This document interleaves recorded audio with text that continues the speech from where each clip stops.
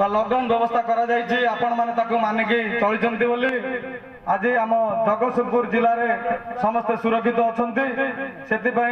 आमर प्रिय आमर प्रभु आराध्य देवता लोकनाथ पाखे प्रार्थना करुच्ची आपण मान जीवन सुस्थ रहू आपण मैंने निरोग रुहतु एवं आपण मैंने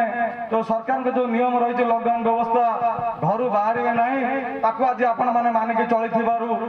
आपण माने आम पाखे आपण मान पाखे आम चिर कृतज्ञ आ गोटे कथा कहबी कोरोना विषय तो आपण मैंने अल्प बहुत समस्ते जानते कोरोना भाइरस केमिति व्यापे परस्पर को छुईवा द्वारा छिंक मध्यम काश मध्यम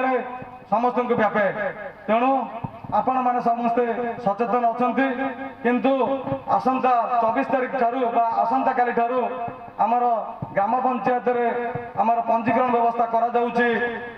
ऑनलाइन माध्यम पंचायत आसिकी जो व्यक्ति पिला माने कि घर मुरबी जी बाहर राज्य थे से आसी पंजीकरण कराइबे गार्डियन आसी आम पाखे